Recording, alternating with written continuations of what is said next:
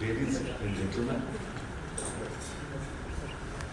the object of today's talk is to impress upon you the importance of neutrality when you are a paramilitary force and you have to maintain law and order, sometimes in very trying circumstances. I have written a book called An Ode to Fraternity, which I intend to speak about. Because that book will tell you that at bottom, all men are brothers, all women are sisters, and we should have in our hearts a genuine belief that that is so. Now, it is very difficult to have a genuine belief that that is so, given the ingrained biases with which we have been brought up. Those biases can be from the home, can be from the environment, can be from school, can be from anywhere. But all of us carry our own biases. And the object, therefore, of that book is to attempt to neutralize these biases in the spirit of the great King Ashoka. Now, Ashoka, as all of you know, was one of two great emperors that this country had. The other was Akbar. And both these emperors believed strongly in what I am saying, genuinely believed strongly in what I am saying. And Ashoka had rock edicts put up all over the country in various languages. And his 12th rock edict, with which I begin my book, says specifically that it is important never to praise your own faith to others. Because when you do so, you are really denigrating it. It is important to praise the other person's faith. But you cannot praise the other person's faith without first informing yourself about what his faith is. This is crucial. And therefore, to establish concord, beautiful word used, within my kingdom, it is important that everybody informs himself about everybody's faith. Once one does so, then automatically fanaticism goes, and equally automatically respect for everybody else as a human being therefore takes its place. Now, it is in this spirit that I wrote this book. I dedicated it to world peace, because all that we see today is the world is going to pieces. It's the exact opposite. You see theaters of conflict everywhere, and man fighting man instead of man loving man. It's a terrible thing that we are witnessing today. So it is in this spirit that the book is written. Now, to give you a short account of the book, first, before telling you the specifics of each faith, it is divided into various parts. The first part deals with the monotheistic faiths. Now, the oldest monotheistic faith is my own faith. I am a Parsi.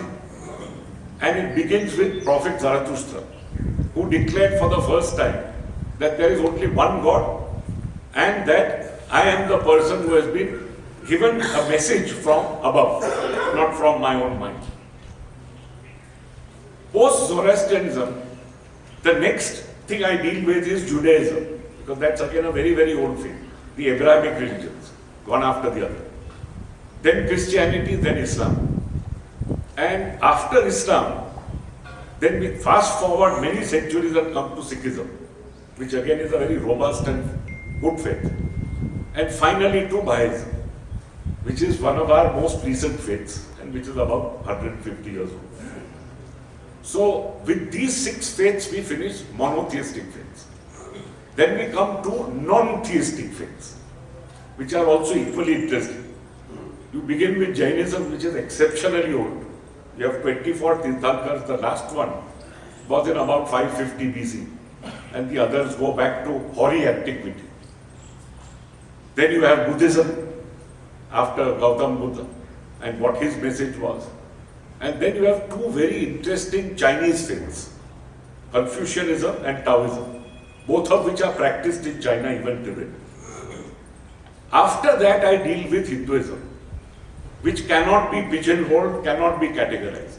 It is so vast that perhaps the only thing common to every Hindu is the caste system and nothing else. And then after that I deal with reincarnation in the various faiths. Then how each faith deals with suffering. Why does human suffering come about? Why do we suffer? Where are we going to? What is going to happen in the hereafter? And then finally the conclusion which you draw, which essentially is that though there are so many different metaphysical outlooks, the bottom line essentially is the same. As you sow, so shall you reap. It's an ethical bottom line, which is a very important bottom line.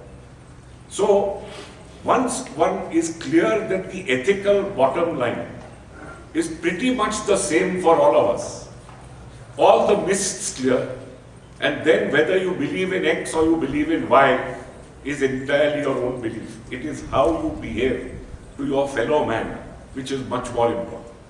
So this in essence is the book. We begin with the very first, oldest monotheistic faith, which is my own faith.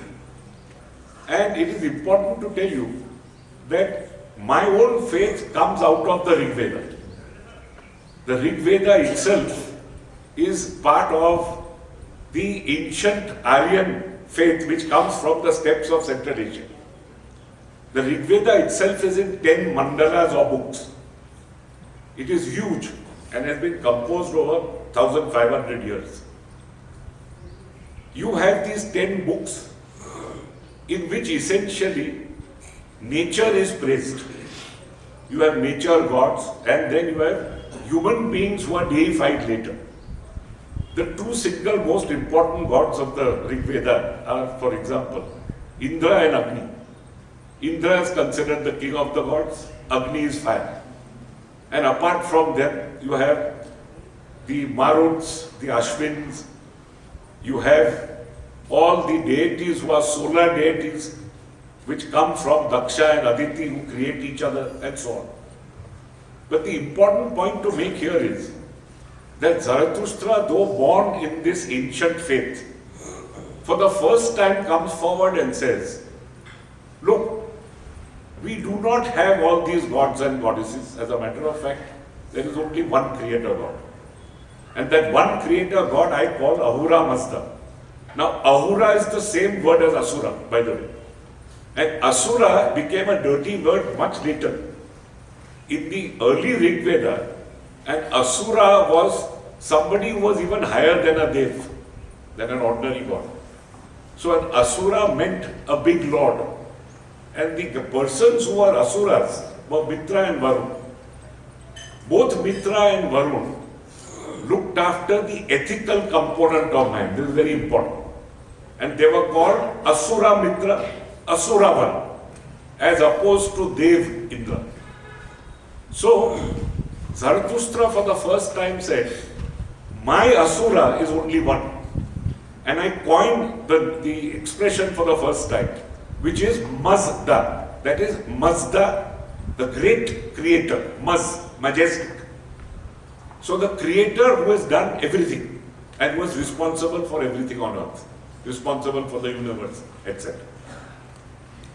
Now he laid down a strictly and rigorously ethical code. He said in 2 sermons that in essence, what did God first create? He created 2 spirits. It's very interesting. Now, spirit is a mind, something without a physical body. The spirits were created as twins. This is equally important. So they are exactly alike. But they have been given the power of choice, moral choice by God, by our God. One spirit chooses correctly and therefore is called the good spirit. The other chooses incorrectly and is therefore called the evil spirit. So good and evil therefore are spoken of in allegorical terms. And therefore, when good and evil mix, it is important for man to recognize what is good for himself and to recognize what is evil equally for himself. And to try and follow the Holy Spirit and not to follow the evil spirit. How do you do good again? in one very interesting verse, he says, I actually got the Lord in a revelation in my own mind. And what did he tell me? He told me that the path of truth is good thoughts, good words, good deeds. Thought, word and deed must each follow upon each other. After which you follow the path of truth, in which there is a lot of difficulty. And to the extent that you can fight evil, you must do so. But very important, bottom line, fighting is non-violent. Very, very crucial. Fighting does not entail violence of any kind except in self-defense, not otherwise. Now, in essence, this is what is projected in the book. And what the important teaching that is projected is that good thoughts, good words, good deeds essentially encompass pretty much everything in terms of ethics, which you must figure out for yourself and move along the path of truth. He then speaks later of your soul being judged. You will judge yourself when you die. And you will go to either a heaven, which is another plane of existence, where you will be happy having earned the reward of having done good, or you will go to a hell where you will have to self-correct. The idea of hell again is that you are given that much suffering that you correct yourself and then move towards a judgment day, cut-off day, after which all persons become immortal and live in complete harmony with each other. Now, this great truth, according to the Zoroastrian religion, was not picked up by the Abrahamic faith first, the Jewish faith. In fact, the Jewish faith begins with Abraham, but its greatest prophet is Moses. And Moses lives a good 400 years after Abraham. And Moses is the person who is born Jewish, but brought up by an Egyptian princess, and therefore is imbued with the Egyptian faith. And it is he who ultimately takes them out of Egypt to what is called the Promised Land, which is the Israel of today, which is fraught with so much war and so much difficulty. So it is Moses who takes them over. And it is Moses who actually composes the first 5 books called the Torah of the Bible. And in those books, he lays down what God has given him to be a strictly ethical code, the 10 Commandments. And in the 10 Commandments you find, first, monotheism, second, no idolatry, and most important of all, you will honor your father and mother and you will not commit sins. And the sins that are set out are the usual: lying, stealing, murdering, etc. Now, the Jews had no developed eschatology as to where you are going afterwards. Focus was on earth. So that everybody who died ultimately went into some shady place called Sheol. It is only when King Cyrus of Persia freed them from Babylon and actually rebuilt their second temple. First temple had been built by King Solomon in around 950 BC. Second temple was built in about 500 BC under King Darius the Great of Persia. That Persian idea started infiltrating into the Jews. And you therefore had Pharisees and Sadducees. The Pharisees now taking on the afterlife of what the Zoroastrians said. And the Sadducees saying, no, we will stick by the old faith. That there is no judgment after death, there is no resurrection, there is no nothing. So this schism continued until finally today we find that a man called Maimonides, who lived in Spain, laid down 13 basic precepts of every Jew. The last of which ended with the belief in this kind of afterlife. So it was a kind of compromise. So to Jews essentially, they were chosen as a people, as a beacon light of how to behave towards other people.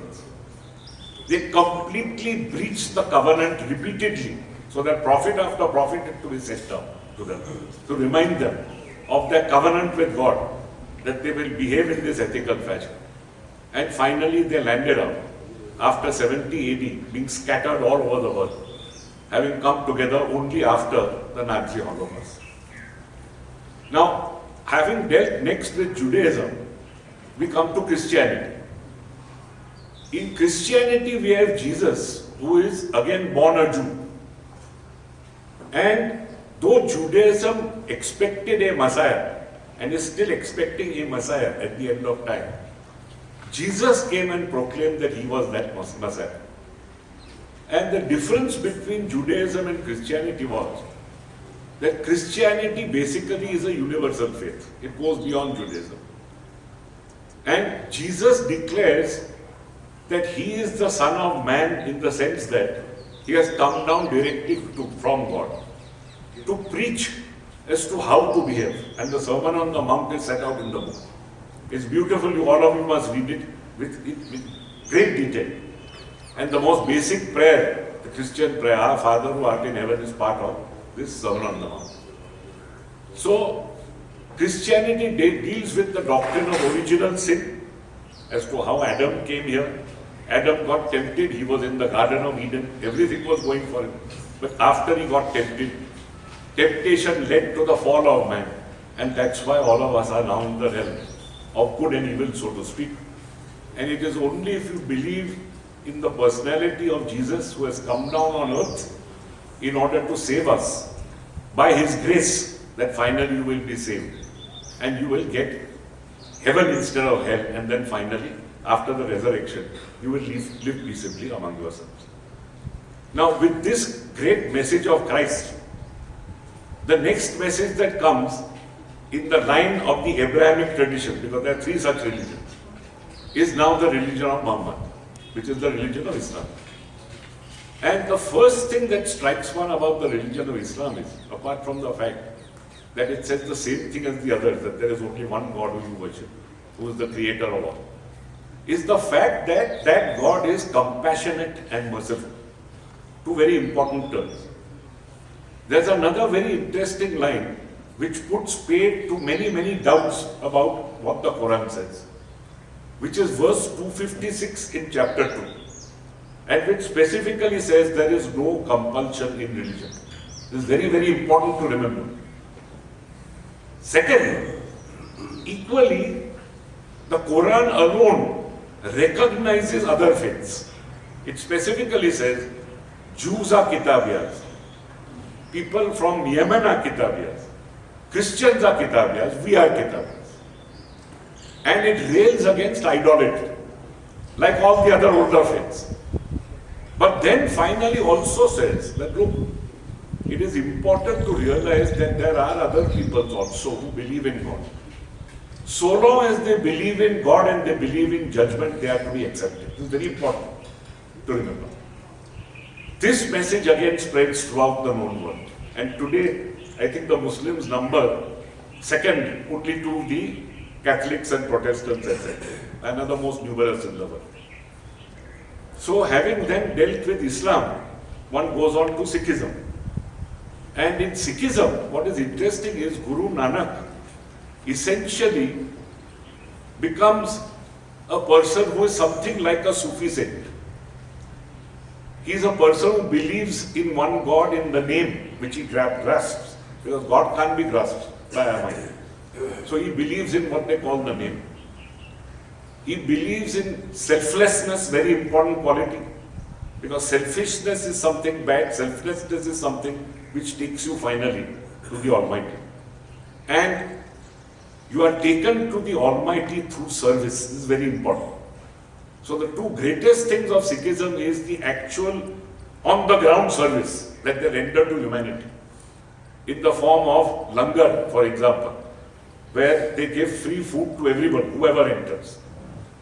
And the other is Karseva, where their biggest person also comes and joins the smallest person in, let us say, cleaning up their Gurudwara or doing menial acts, so as to humble yourself before the Almighty.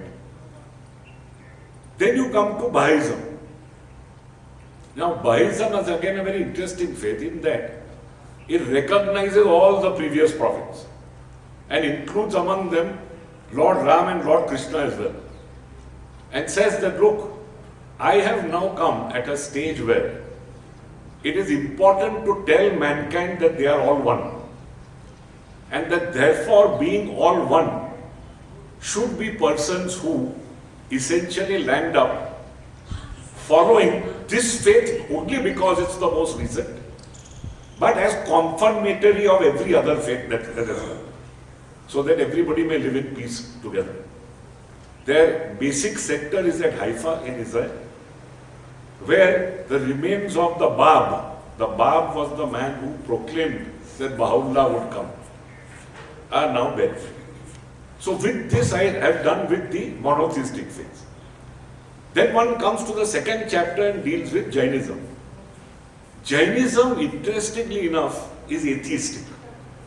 It specifically tells you why God does not exist and gives you reasons as to why God doesn't exist. But what it spreads is something fantastic, because every Jain has to follow 5 things. The first of which is Ahimsa, which is the message that the world needs most today. The complete non-violence to every living creature. So the great thing we learn from the Jains is complete non-violence, not even in self-defense. And then of course you have the other 5, which is Astaya, that you do not steal, Brahmacharya, that you remain celibate after you have performed your marital duties, and Aparigraha, which of course means to try and curb desire and get out of desire. And most important is Satya, to speak the truth at all times. So from the Jains we learn 2 very interesting things. One is Ahimsa. The second is this wheel of reincarnation. Now reincarnation occurs first in the Jain faith. Reincarnation is no part of the Rig Veda incidentally. It is not there in the other religions. The religions I have just spoken about. But it occurs in Jainism, and it tells you that therefore our faith encompasses every living thing, right from a watercourse up to man. Even a watercourse is considered a living thing. So you have the first forms of life, amoeba, etc., right up to man. And according to them, it takes some 84 lakh lives for you to reach man. And it's a game of sticks and ladders, because if you slip, then you slip down again. And again it takes lakhs and lakhs of lives to keep coming up. And the only way out is to regain your original Jeev status, because they believe strongly in spirit and matter being separate, like Sankhya, which I'll come to in interest. And importantly, therefore, what they say is that every Jeev that is floating in the universe, and there are millions, they are in complete bliss. It is when they get trapped in matter, in Pudgal, that they come down to earth like this, because there is no God, there is no creation. So these exist in eternally, and when Jeeves are floating around in the universe, they are perfect. When they are trapped and they come down, they remain in that trap, and very, very few get out of it.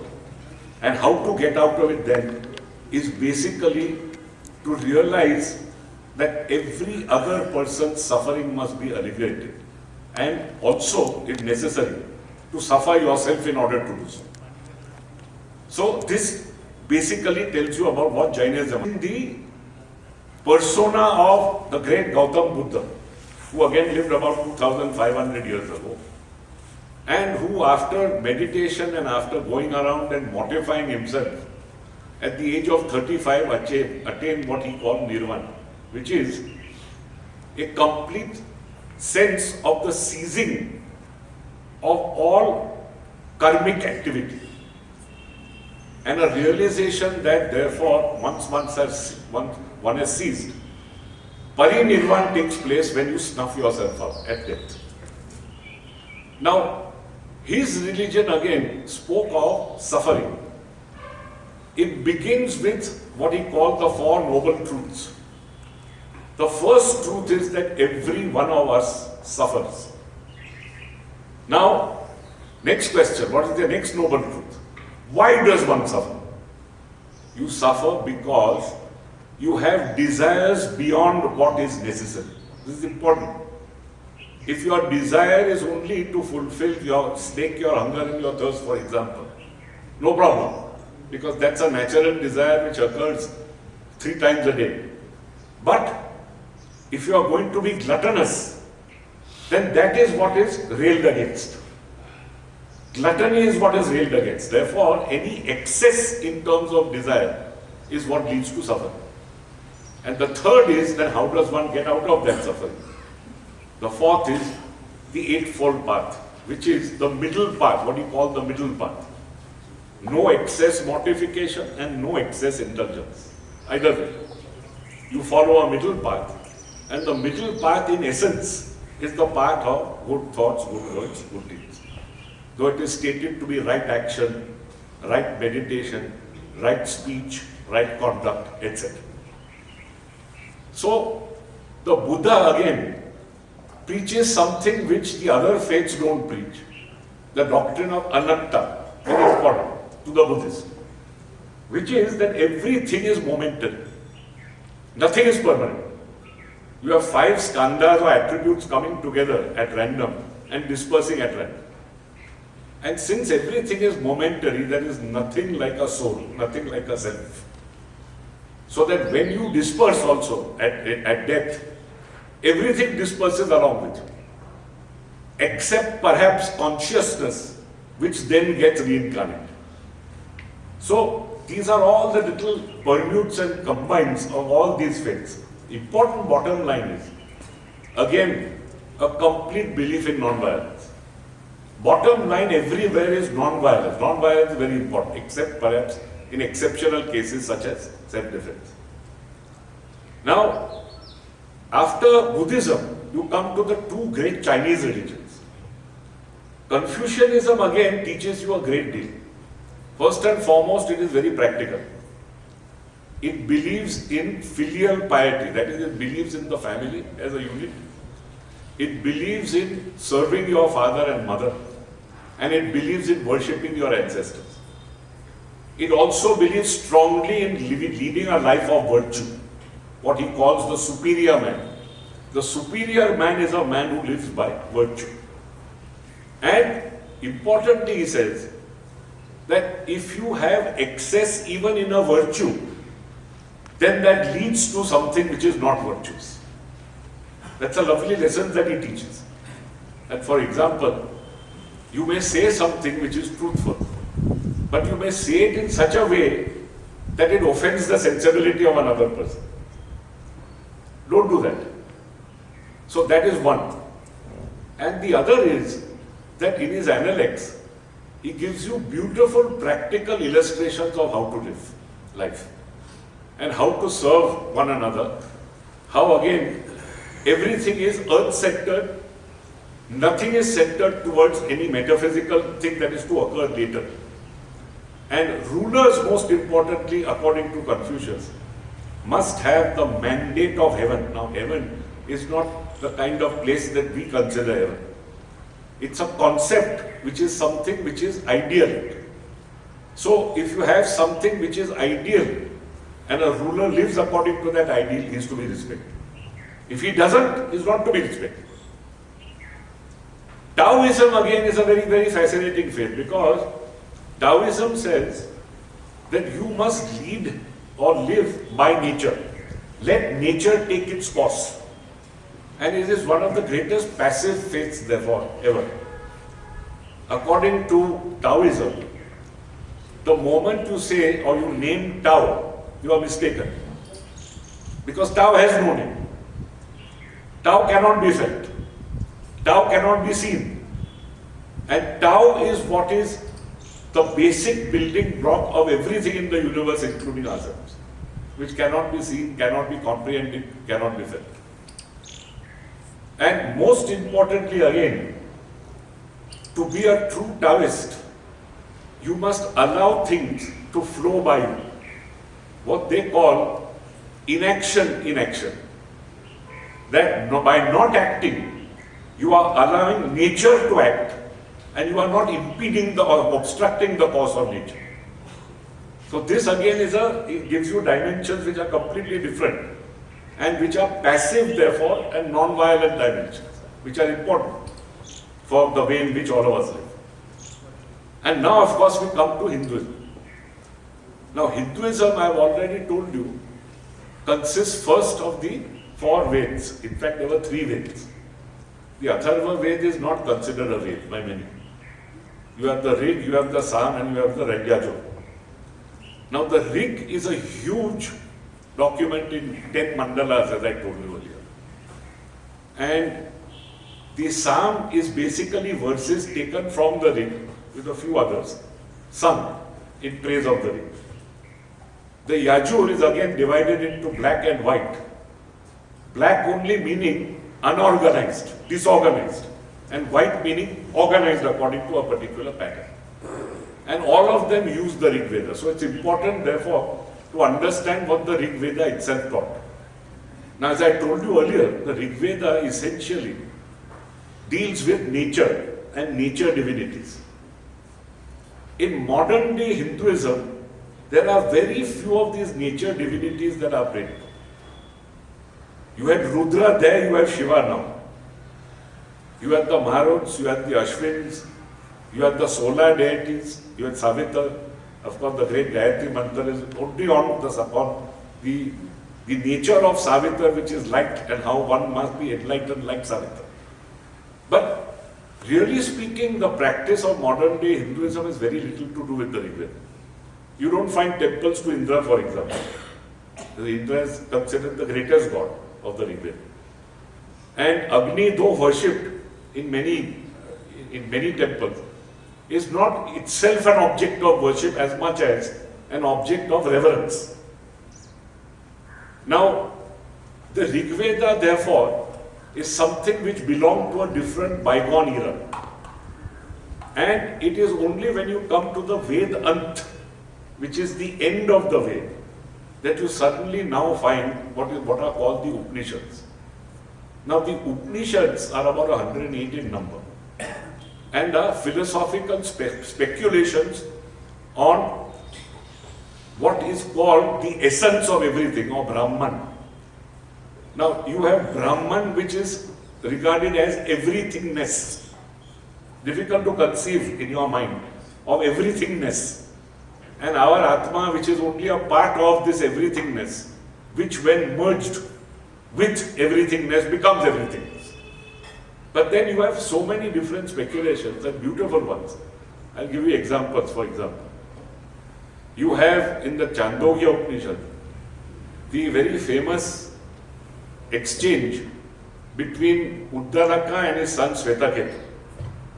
And Uddalaka is telling his son that, look, I sent you for 12 years to school to discover things of the spirit, etc. Have you learned anything? He said, no, father, I have not learned anything.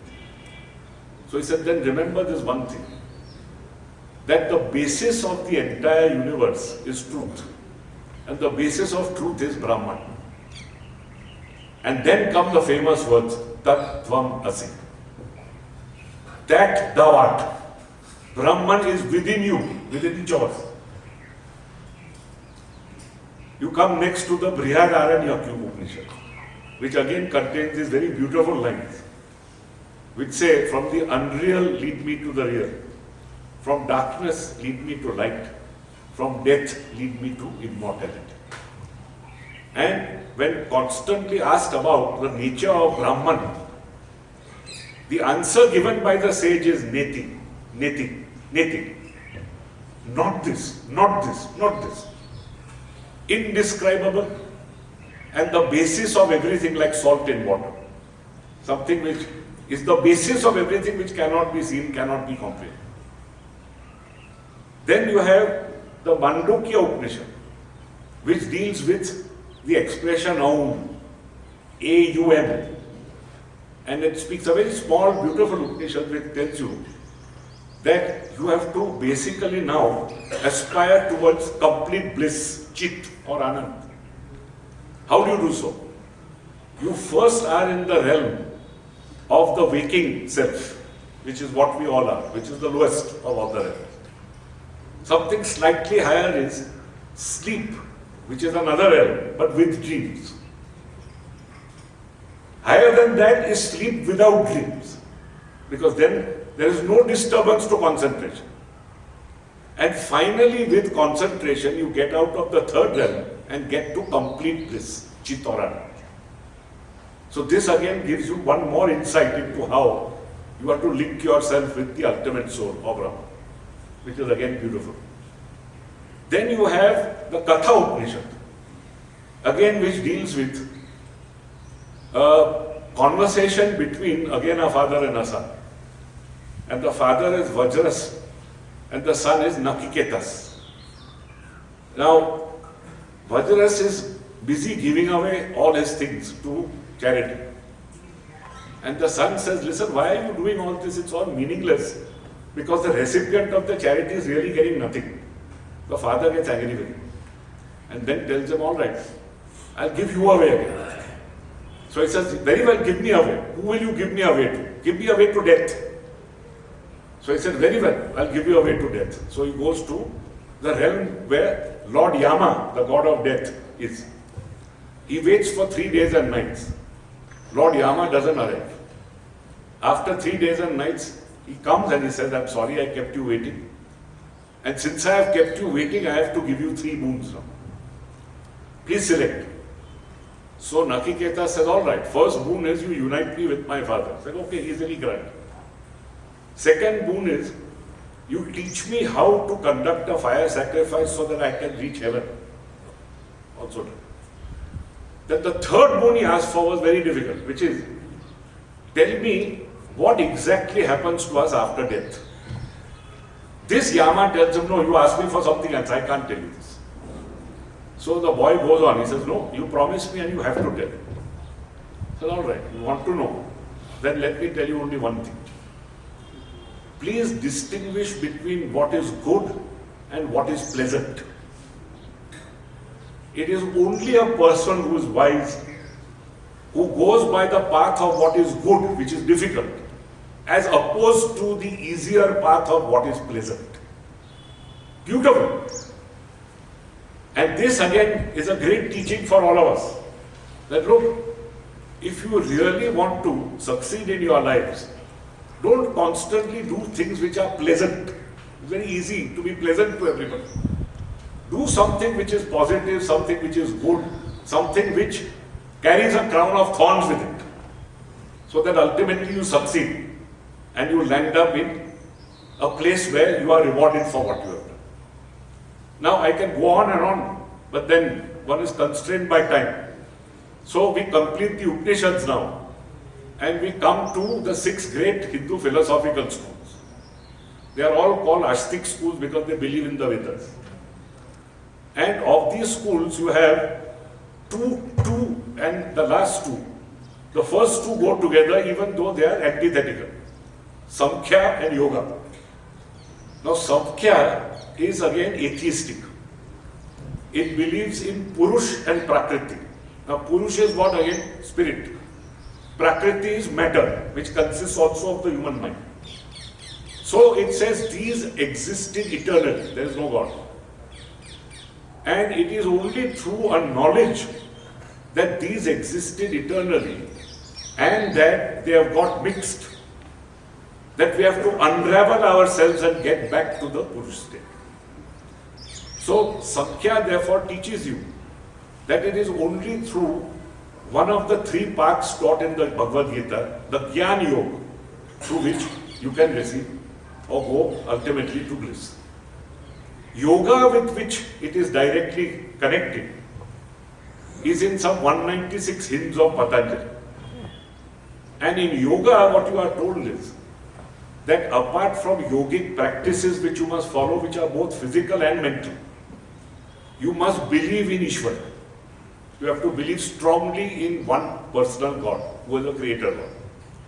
And finally you attain moksha or liberation only by understanding the difference between Purush and Prakriti, therefore going back to Samkhya, believing in that one God, and then carrying out all these yogic practices. So these 2 are then philosophical schools which go together. The second are Nyaya and Vaisesika. Now, Nyaya is the school of logic. Nyaya tells you or gives you many reasons as to why God exists and why, therefore, it is only belief in the deity which will take you across. Vaisheshik is the atomist school. And they go together because the Vaisheshik school says that everything is born from atoms. The only difference is there is God. But atoms have always existed. Atoms are eternal, like God. And therefore, if you believe this and you believe in God and you follow what they say is again the path of Gyan, because all these are Gyan Yoga. And according to all these schools, it is lack of proper understanding that one lands up finally on this earth or lands up in the wheel of reincarnation in something below. When there is proper knowledge, proper understanding, one goes forward. And then finally you have the last two, Purva Mimamsa, which again is a school which does not believe in God and which says there is nothing like moksha. You are caught in this trap. Best thing that you can do is to follow Vedic practices, rituals, etc. in order to achieve heaven and then come back. And finally the school which everybody knows best, Vedanta. Now Vedanta has so many great expositions. Greatest is Shankaracharya, which is called Advait. And Advait in a sense is that everything is Brahman, which is everythingness. The rest is all Maya, is all illusion. And the sooner you get out of your illusion, the better. By linking yourself again through the path of knowledge, through straight to Brahman, so that the drop that is outside the ocean then becomes part of the ocean. Ramanuja, who carries this tradition on, differs. And what he preaches is Vishishta Advaita, which is a qualified Advaita. Why qualified? Because yes, ultimately you do merge. But when you don't merge, everything is not mine. You do have your own Atman. And that Atman ultimately may merge. And again, how will it merge? It will not merge through Gyan Yoga. It will merge only through Bhakti Yoga, the second path, which is through devotion. And finally, you have Madhavacharya, who believes in what is called Dvait, which is dualism. Atman and Brahman never get together, they are completely distinct, you are always distinct. And again, you can achieve Brahman or the fulfillment of yourself through the second method, Bhakti. And this then takes you to the Bhagavad Gita. Now the Bhagavad Gita again is a text which you find in a much larger text, the Mahabharata. And you find it in what is called the Bhishma Parva, which is the chapter dealing with Bhishma. And in it, there's an instruction by Krishna, who is God incarnate, to Arjuna as to how to live. And it is too short a period for me to tell you what the Gita tells you, except one or two essentials. First essential is that you are bound within the coils of action. You can never get out of it. Second, what should you do? You should strive and work honestly and diligently. Whatever gifts you get or whatever you earn should then be given up. So you renounce the fruits of action. Above all, you have three natures. Try and be sattvic and not tamasic or rajasic. Therefore, try and have the highest nature that man may know, which is truth. And don't go into ignorance or delusion, which is the last. And equally don't be greedy, which is the second. You are also told that there are three methods of getting to God. I have already dealt with two of them. Karma Yoga is the third method. And the third method is to be preferred to the other. According to the Bhagavad Gita, finally in chapter 18, Krishna says, I have thought this over, and ultimately this is my conclusion, that all of you should follow the path of duty. And duty is to do whatever is your lot with complete honesty, single-mindedness and compassion to all others, and then renounce the fruits of action. Now, after dealing with the Bhagavad Gita, we then go on to Hinduism as practiced. Now you can realize how huge this is, right? Now Hinduism as practiced again is the great trinity of Brahma, Vishnu, Mahesh, right? First question is, even though Brahma is the creator, why is there no temple to him? You are given three very interesting reasons in the Puranas, Padma Puran being one of them, and the Shiv and Vishnu Puran being the others. The Shiv and Vishnu Puran say that, either it could be Shiv or Vishnu, depending. Ask the other two gods to go and find the end of a pillar of fire that they created. Now, two of them went, one in the form, Vishnu would go in the form of a boar, and Brahma in the form of a swan. And the one who went in the form of a boar came back and said, truthfully, I find no end to the fire. So he is blessed. Brahma lies and comes back and says that I found the end to the fire. So I said, since you have lied, there will be no temple erected. This is one version. The other version in the Padma Puran is also very interesting. Because there, apparently, he kills some demon who tried to kill his children. And as a result of their drops of blood, there were 3 lakes that were created in Pushkar. Now in Pushkar, he required Saraswati, his consort, to come with him. Saraswati did not come, so he picked up another lady called Gayatri, married her on the spot, and put her there. Saraswati comes back and finds this and curses him and tells him, sorry, since you have not given me my rightful pride of place, nowhere will you be worshipped except in Pushkar. And the third is, again very interesting, where the sage Brigu comes to meet both Brahma and Saraswati. And Brigu finds that they are so engrossed in music that they don't give a damn for him. So he says, not giving a damn for me, I will curse you. And again, you will not be worshipped anywhere except in Pushkar. Now there are very interesting stories like this. This book, which is small, can't contain all of them.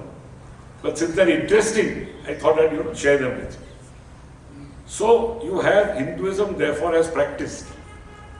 Again, it's very difficult for me to get into the incarnations of Vishnu, because you move on from Brahma and you come to Vishnu, because at every point of time, when there is difficulty on earth, Vishnu comes down in evolutionary terms perfectly. Why? Because he first comes down in the form of a fish, Matsya. And as a fish, the great flood that takes place, this huge fish shores up the boat of Manu, who, like Noah, takes in pairs of everything and saves mankind after the flood goes down. After Matsya, you have the form of an amphibian, Kurma, the tortoise. And the tortoise again saves mankind because there was a great churning of Amrit in the ocean, which then took place on a mountain. The mountain itself started sinking, and Kurma shored up the mountain and saved mankind. Like that. Then, third again in evolutionary theory, after Kurma, the tortoise, then you have the other incarnation, where specifically you are told that the other incarnation will now look after mankind and protect mankind now from 2 demons, Hiranyaksh and Hiranyakapisu. So, the third incarnation then deals with and defeats Hiranyaksh. The fourth incarnation, and by the way, the third incarnation is in the form of Vaman, or the wild boar. The fourth incarnation is the only one which is special, Narasimha. And it is there because Hiranyakapishu has been given a gift and has been promised that you will be essentially you will be immortal, that you cannot be killed either by morning or evening, by a mortal or an animal, etc., etc. So, a half man, half lion had to come down in order to do the needful and kill this person in the intermediate stage at each opposite. And then finally, only after this do you have Vaman, which is the first old Paleolithic man in the form of a dwarf. And the dwarf again saves mankind, again from this great demon, who then ultimately is a great-grandson of Hiranyakapisu, who is Prahlad's grandson, a man called Bali. And Bali is the person who becomes very arrogant and starts terrorizing mankind. So Vaman gets one boon from Bali, which is that you can get any three properties that you want. So the dwarf becomes so huge that he steps first on the seas, then on land, and then in the heavens. And then this man realizes that he's encompassed everything. And then stands defeated and finally says, all right, I'm sorry, but every once in a year you can come back. And that once in a year when you come back is the feast of Onam, which is celebrated in Kerala. And then of course you come to the other man, Parshuram, or the man with the axe, who is known to have polished off all the Kshatriyas, largely because his father, Jamadagni, had that great cow, Kamdenu, and the cow was giving milk to a king and his entire entourage. And the king wanted the cow. Jamadagni said no, so he went and killed Jamadagni, as a result of which Parshuram went and killed him and went after all the Kshatriyas. And it is said that he threw his axe on the western coast and created the cities of Ratnagiri, etc. And then of course you have the famous Ram of the Ramayana. No need to tell you more about that. And Krishna of the Mahabharata. And then finally an interesting incorporation of Buddha put in as number 9. And then finally Kalki, who is to come. Then you have the personage of Shiv, who again is no longer Rudra but a completely different god. And a god with matted locks, a god who lives in the mountains, and a god who first married a lady called Sati, who was Daksha's daughter. Daksha is a Rigvedic divinity. Now Sati is the first Sati. Why? Because her husband is not invited to Daksha's great sacrifice, her father's sacrifice. And as a result, she immolates herself and is reborn as Parvati, who Shiv then marries. And then produces Ganesh. All of you know the story of Ganesh, as to how when Parvati was bathing and Shiv wanted to enter, Ganesh stood down firm and said, I will not let you enter. So his head was cut off. And Parvati comes back and says, what have you done? This is our son. So he promised that the first head that I get, I will put on this boy. And the first head happened to be that of an elephant. Then you have Kartikeya, who is again celebrated greatly in the south, and so on. So you see the great diversity and the huge area Hinduism covers. All I can say is that you require to be a person who is extremely mature in order to choose aright and to choose which school you should belong to in order ultimately to obtain moksha.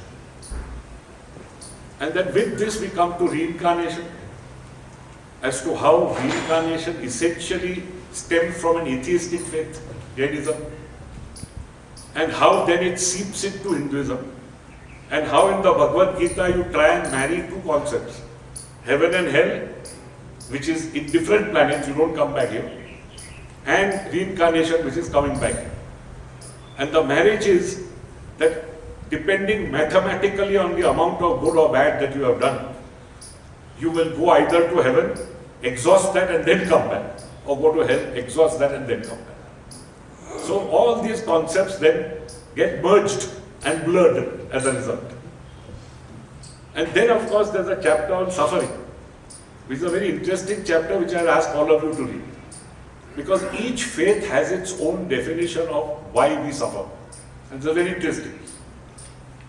Early Zoroastrianism says that we suffer essentially because of the evil we do.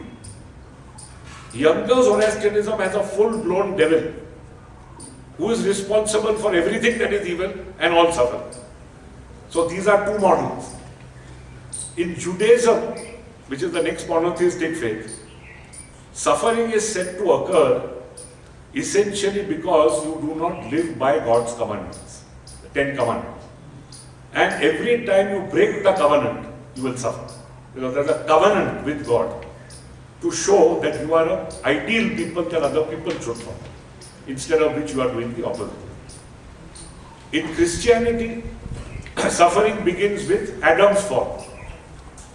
Adam himself eating the forbidden fruit. and therefore falling from an ideal existence into human existence.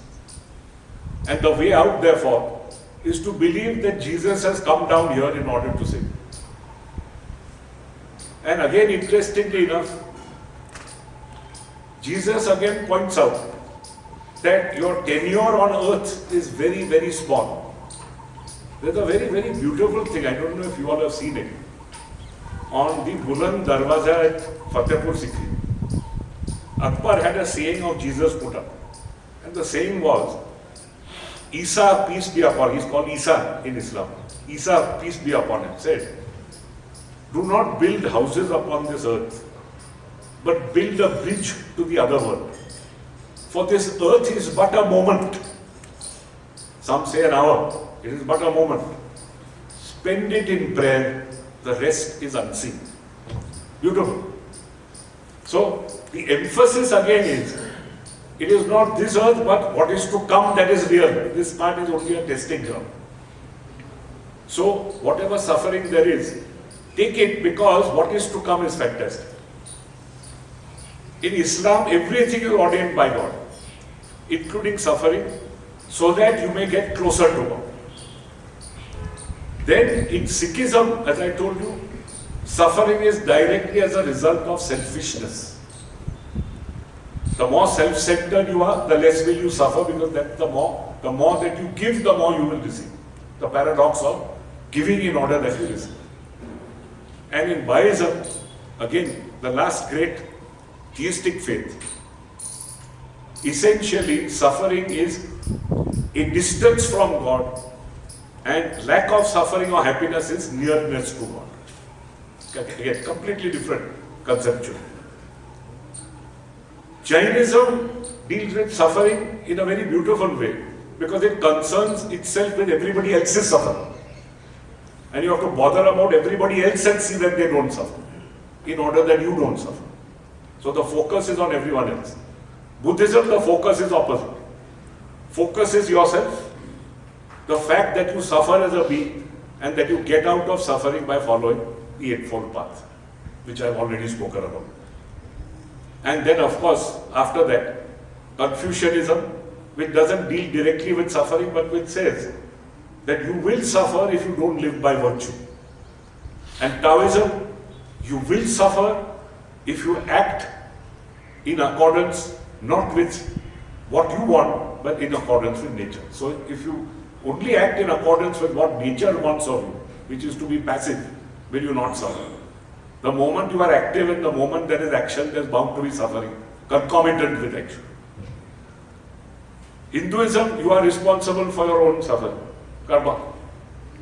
Quite the opposite of what the Charvak school, another ancient school of Hinduism taught, or the Ajvik school. Charvak is that there is nothing after death, enjoy yourself. And concomitantly, of course, allow others to enjoy. And the Ajvik school is everything is predetermined. So between these two extremes, there is very little. And then finally, the conclusion, which is what best to draw from each religious faith. And this is very, very important. So, what would you draw from, let us say, Zoroastrianism? The moral path, par excellence. Good thoughts, good words, good deeds. And the fighting of evil with non-violence as a base. What would you accept from Judaism? The fact that, again, you are bound by a moral law, and that you have to live by that moral law. This is extremely important. So the base, therefore, of every faith is morality. The same with Christianity, the same with Islam. The same with Sikhism, with an emphasis on actually helping your fellow man in things like langar. And Bahaism, which is try and get closer to God spiritually, rather than being away from Him. So all these things help. Then from the atheistic faiths, the fact that you should be non-violent at all times, Jainism. The fact that you should be concerned with your own suffering so that you get out of your own suffering and others don't suffer. Confucianism, filial piety, how to lead a family life, how to love your parents, how to honor your parents. and how never to go into excess, including an excess of virtue. And Taoism we've already dealt with, how to be like water that flows. Because over thousands of years, water that flows can actually smoothen out the hardest edges of a hard rock. And once one realizes that the essential part of each faith is as you sow, so shall you reap. And each one then lives along with the other and allows him his metaphysical beliefs. Only then can we all conduce to living genuinely with one another and genuinely towards world peace. Thank you very much.